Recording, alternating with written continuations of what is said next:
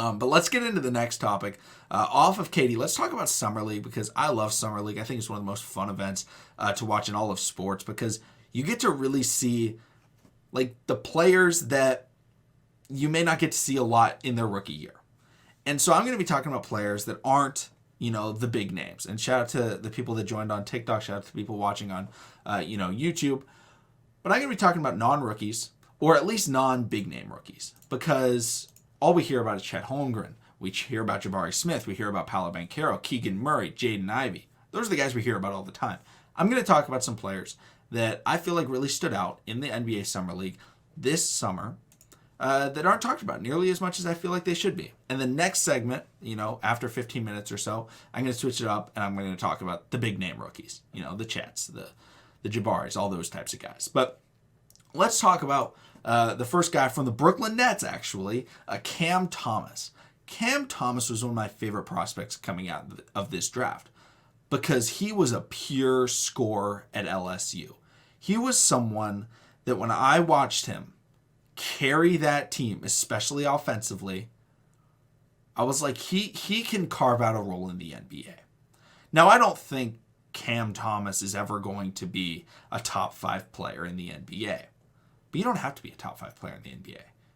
To be a contributing factor to a team, you just need to be able to do something really well. Whether it's play defense, whether it's, pass the ball, whether it's be the intimidator, the Markieff Morris of the team, the Jay Crowders of the team. Jay Crowder kind of does it all, but Markieff Morris is, he's the intimidator. That's why you have him.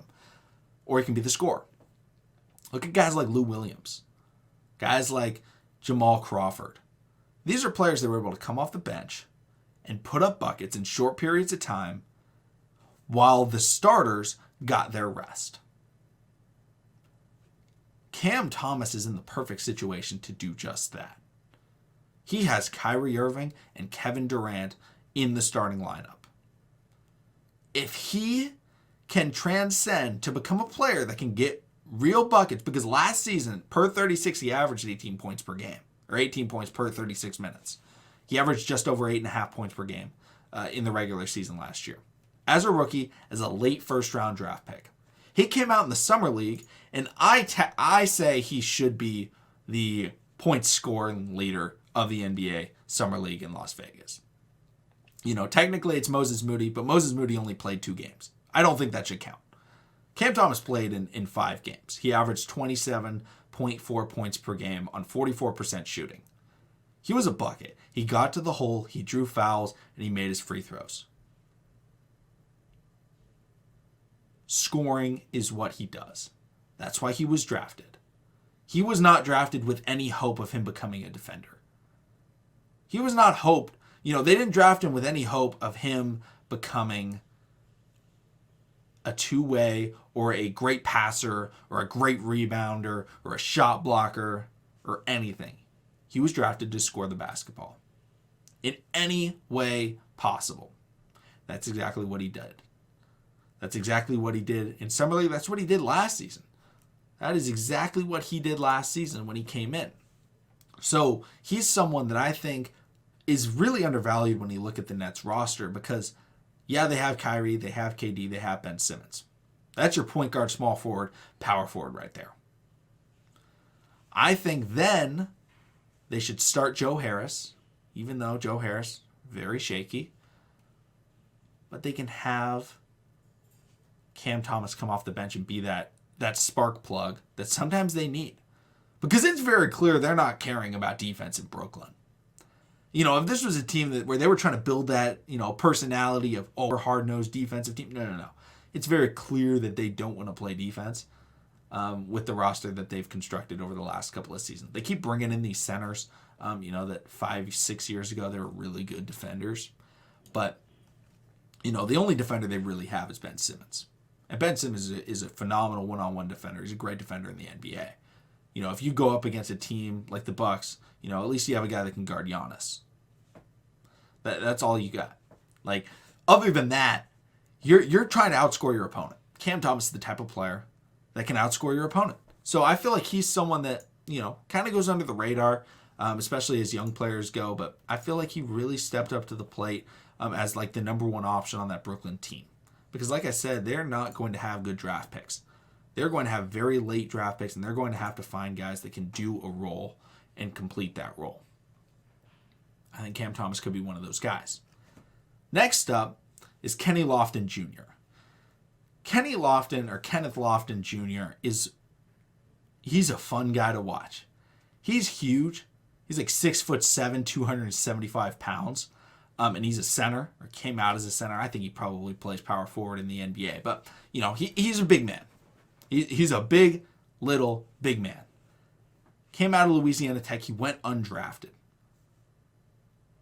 When I watched him, the biggest thing that I saw that I recognized was how much he works. In the summer league, it's very difficult to find those players. It's very difficult to see the game-changing plays that make or break championship rosters. And I'm not talking about step-back threes. I'm talking about guys that do what needs to be done. Guys like Patrick Beverley, right? If Patrick Beverley, playing in the summer league, that's not a guy where you really notice. Jose Alvarado, right? A guy that just is scrappy. He's always working. He's always putting in that extra little bit of effort. Draymond Green even. Those types of players are difficult to spot in summer league. I'm an OKC fan. The Oklahoma City Thunder drafted Jalen Williams out of Arkansas. That's the type of player he was. You couldn't really tell, though, in summer league that he's working hard. Like, you can kind of, if you're really looking for it. But it's the moments in the big-time games, the prime time, NBA on TNT, you're going up. He's playing for Memphis. This was a team that was in the playoffs last year. They're going to be in big games. He can absolutely come in, and you will see him making hustle plays that frustrate you. If you're a fan of some team that they're playing, maybe you're a Warriors fan, maybe you're a Spurs fan, whoever it is, Lakers fan, you're playing against the Memphis Grizzlies, I guarantee you there's going to be times where it's a 1-point game, 7 minutes left, you feel like you're kind of getting a bit of a run, and then all of a sudden, Kenneth Lofton Jr. comes out, dives for a ball going out of bounds, saves it, runs up the court, catches the ball, and kind of throws a shoulder into your big man. Maybe it's Anthony Davis, a Draymond Green. Gets him off center a little bit and knocks in a difficult layup. Those are the types of plays that he can make. Is he going to average 20 points per game ever in his career? I highly doubt it. But he can shoot the three ball, and he can go out there, and he can work hard, and he can hustle. And what did the Memphis Grizzlies win off of last year? Were they the best shooting team in the NBA? No. Were they the best defensive team in the NBA? Not really. But they were the hardest working team. And that oftentimes leads to defensive excellence. I guess my TikTok stream ended up ending, which I don't really know why. So I'm going to go back here, restart that live. But overall, restarting the live on TikTok, I don't know why that ended. Sorry for the people watching on YouTube. But overall, when you're trying to build a team that wins off of effort, tenacity, and hustle, Kenneth Lofton Jr. is the type of player that you want. Because he is exactly that. And the biggest game that people saw this from was when he went up against Chet Holmgren in the Oklahoma City Thunder, and it looked like he was bodying Chet Holmgren. I guess the TikTok stream is not working. That's kind of weird. But I'll just finish it off on YouTube. So overall, Kenneth Lofton Jr. looked fantastic. He looked like the player that, the type of player that goes undrafted is the guy that plays really scrappy, and he's a bit undersized, and he's a bit overweight. Well, that's Kenneth Lofton, and he puts in more work than anybody else on that floor. And if you're running for a loose ball, who do you want to run into? I can tell you Kenneth Lofton is the last person on that list. Like, yeah, there's scrappy guys like Patrick Beverley, there's scrappy guys like Jose Alvarado, but man, I would much rather run into one of them than Kenneth Lofton Jr., running full speed at you. It's not what you want to hit. It's basically like hitting Zion Williamson. But he's diving at every loose ball, and he's throwing his body around in every situation that he possibly can, and he tires you out. I think he's going to be a really solid player for the Memphis Grizzlies this season. Hopefully he's given a chance to play on the, two-way, or we get to see him in a little bit of games. I would love to see him in the playoffs because he would make a lot of big-time plays. Moving on, though, let's talk about the big rookies, the top 5 picks, the top 4 picks. I'm going to talk about them quickly. I'm an Oklahoma City Thunder fan, so I'm going to start off talking about Mr. Chet Holmgren. I see a lot of takes about Chet Holmgren, talking about a lot of different things. But the biggest thing that I recognize when I hear Chet Holmgren is the size. Oh, he's so skinny. How's he going to guard Embiid? How's he going to guard Giannis? How's he going to guard Nikola Jokic? How's he going to guard Kat? They're going to body him. And I just want to think about that. Because when was the last time there was a rookie coming into the NBA where everyone said, well, how's he going to do against the best player in the world? The best player at that position. Well, he can't guard them. I don't know if anybody's expected to be able to go out and lock up the reigning MVP. Or honestly, they're doing the reigning 4 MVPs. They're like, well, you can't lock him up. And the reigning, I think, technically 6 runners-up, because Embiid's been the runner-up, I believe, 2 years in a row. That's fine. Going out and being able to lock up the best player at that position should not be the expectation for any rookie. Nobody drafts a small forward, right? People didn't, the Orlando Magic, they drafted Paolo Banchero. I like that pick. He's the most, NBA ready of the big 3. But it was okay, but he can't guard LeBron. He's trash. He can't guard LeBron. Can't guard KD. There's no way he can succeed because he can't guard KD, or LeBron, or Giannis. That people don't say that because they recognize that those forwards are the best players in the world. The best players in the world. Chet Holmgren showcased that he could come in and be the best shot blocker in the NBA this season. His the way that he would go around, guys would try and do reverse layups, use the rim as protection, and he's just jumping around the rim, swatting it off the backboard. They called one that was goaltending. They called it goaltending. They can't review it. Summer League. It was very obviously not goaltending. He just, pinned it against the top of the glass and then threw it off to the side. Obviously, gave a little bit of a hit the replay on that, but he showcased his defense, and it was fantastic. Now, when people look at that, they're going to look at the Kenny Lofton, Memphis Grizzlies, Oklahoma City Thunder game. And the biggest thing that came out of that was, Chet's getting bodied. Look at this. Look how bad he's playing on defense. All right? That was the national media. That's what everyone talked about. Look at how Chet's getting beat up on by Kenneth Lofton. You can very clearly tell the people that were saying that didn't watch the game. And I really like Kenneth Lofton. I think he played a great game. But nobody looked at what happened on the other side of the ball. Because Chet Holmgren abused Kenneth Lofton Jr. Abused.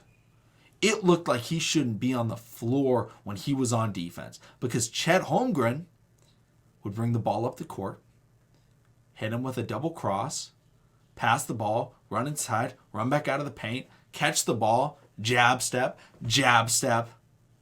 pump fake, foul. If this was a real NBA game, Kenneth Lofton Jr. would have been in severe foul trouble very quickly. He had 4 fouls, I believe, in the first half just trying to guard Chet Holmgren. Because he couldn't do it. He could not move his feet fast enough. He could not be athletic enough to guard a player like Chet Holmgren. And that's why you draft a player like Chet Holmgren, is because when the center is small, he can play defense on him, right? Going against a Rudy Gobert, a skinnier type center, he can guard them in the paint. That's totally fine. But you get up against a Nikola Jokic, one of these really, really big bodies. He's not going to be able to, a Karl Anthony Towns. He's not going to be able to guard them in the paint every play and lock them up. But let me ask you this. What is Nikola Jokic going to do What is Karl Anthony Towns going to do when Chet Holmgren catches the ball or brings it up the court and starts doing jab steps at the top of the key and then hits his kind of signature cross behind the back side step? I'm going to say that they're going to look lost, and they're going to probably end up fouling him. Because in the NBA, what happens a lot of times is guys like Steph Curry, they force the switch. Chris Paul's fantastic at it. Pick and roll, force the switch, get the big man on you. Why? Because big men can't guard players that are that quick. Chet Holmgren is that quick. And if you're not fully pressed up on him, he has the Dirk Nowitzki, Kevin Durant-esque, long arms, shooting formation over the head type of jumper where he will knock it down. He shot 50-40-90. Actually, I think he shot 50-40-95 in the Summer League. He's going to make three-pointers. He's going to make shots. And it's going to be very difficult for players to guard him. And that is the difficult thing when evaluating his play. Is because, yes, he has the weakness. If you are big enough and strong enough, like Zion Williamson, Embiid, Cat, Jokic, you're probably going to have your way on the offensive side of the ball against Chet Holmgren. At the same time, he may still get some blocks. He's still got, some blocks on Kenneth Lofton Jr. Like, he was still balling on defense and enforcing very, very difficult shots. You may get your way. You may be able to do what you want to do. But at the same time, when you're trying to play defense on that, it's going to be the same way on the other side of the court.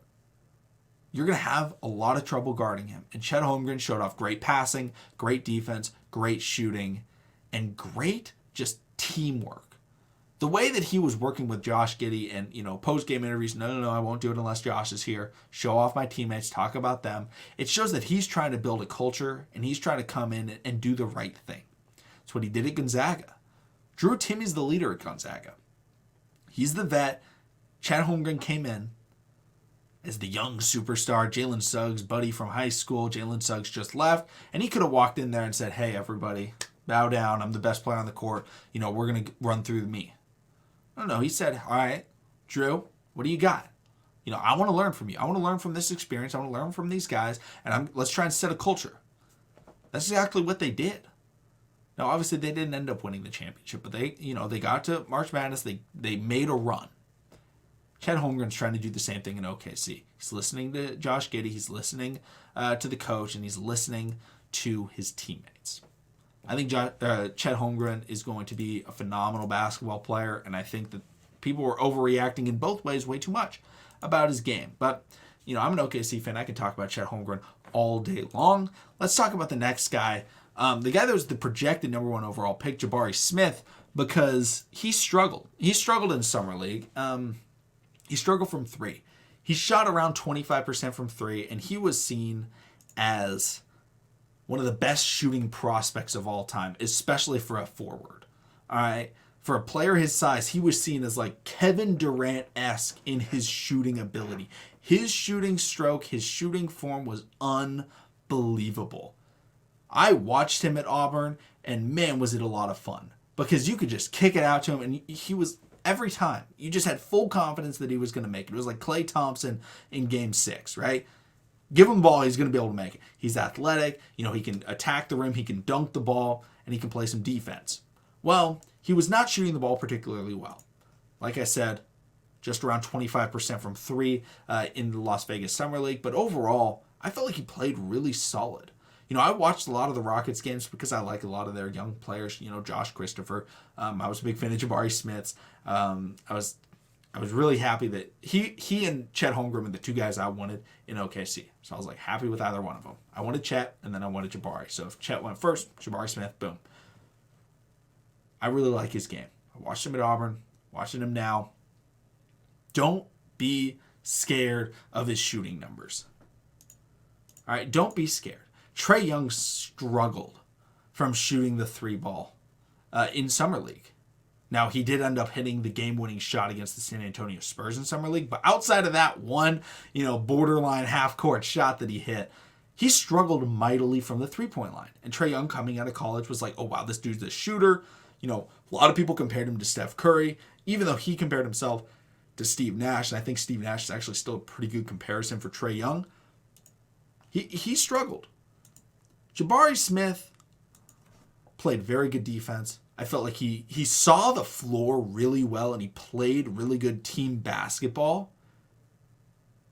And he rebounded well. Like, yeah, he struggled from three, but he did everything else. The question marks about Jabari Smith, he answered, actually. Oh, is he going to be able to, dribble? I felt like he dribbled kind of well. He dribbled better than I expected. Is he going to be able to guard these players? He played pretty solid defense. He was guarding Chet Holmgren. He looked pretty good. I liked what I saw on the defensive end. He was getting blocks. He was getting some steals. He's going to be able to pass the ball. Yeah, he was passing the ball pretty well. I felt like he was moving the ball really well, and he wasn't forcing things to come out of his own hand. Those are the questions. The question was never shooting. I guarantee you he's going to be one of the best rookie shooters in this draft because now he's not the primary focus of the defense. In Summer League, he was the number one guy. When teams were like, okay, we're going up against the Houston Rockets, what do we got to stop? Jabari Smith, number one. Then you can focus on Josh Christopher. Well, this year, he's playing for the Houston Rockets. It's going to be stop Jalen Green. It's going to be stop Kevin Porter Jr. And that's going to allow Jabari Smith open for three. And it's going to be very scary to watch. I can tell you the Houston Rockets may not be the best team in the NBA. They're probably going to lose a lot of games. They may be in the Victor Wembanyama sweepstakes. But there will be games against really good teams where the good teams lose. Maybe it's the Warriors. Maybe it's the Celtics. Maybe it's the Heat. They will be a difficult team to beat because there will be games where 2 or 3 of those guys is hot. Those are all pure scorers right there. They're all pure shooters, and it's going to be very difficult to defeat them when they're all feeling it. They're going to have a lot of games like that this season. I'm really excited to watch the Houston Rockets play over the next couple of seasons with their young assets. And don't be worried about Jabari Smith Jr.'s shooting numbers. That's, it's a 7-8 game sample size. I think they played in the in the earlier summer league, but he only played in, I'll pull up the number of how many games he played in the Las Vegas summer league. I think he played in 3 or 4. He played in 5. But number 2 overall in rebounds. Oh, number 2 overall in defensive rebounds. Taco Fall leading in rebounds. But he's going to be fun. Next up, I'm going to talk about Keegan Murray. I've seen a lot of overreactions about Keegan Murray. Both ways. Because he came out, and I feel like he did exactly what I was expecting him to do. Exactly what I was expecting him to do. Did he put up great numbers? Absolutely. He looked fantastic. He looked like he honestly didn't deserve to be on the court at a lot of times. He averaged 23.3 points per game, 50% shooting, 40% from the field, or 40% from 3, 80% from the line, 7 rebounds, 2 assists, one steal a game. Looked pretty good. It was very, exciting. But at the same time, that's what we knew he was going to do. He was the most NBA-ready prospect in this entire draft. So we cannot judge whether or not the Sacramento Kings made the right pick off of Summer League.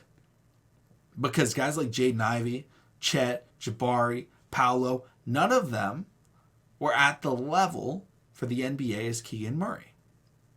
Keegan Murray at Iowa led the country in scoring. He was maybe the best player in all of college basketball.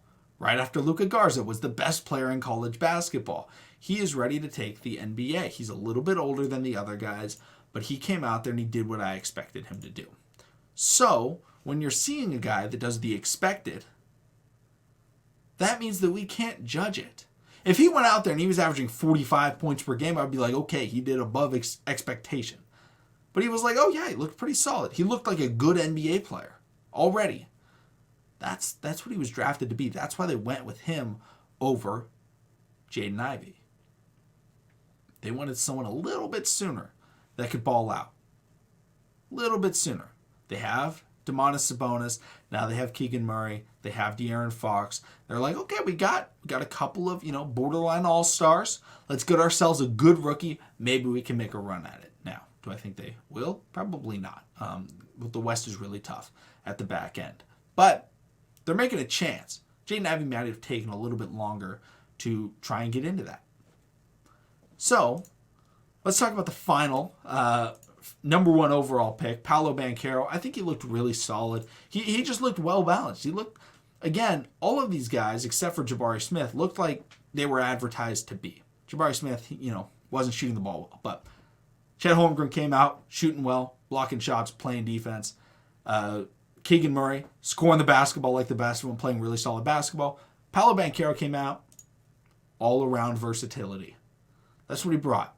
20 points per game, 40% from the field, 50% from 3, 80% from the line. He was averaging 10 attempts per game. He only played 2 games, but, averaged 4 rebounds, 3 assists, almost 2 steals, and almost 2 blocks.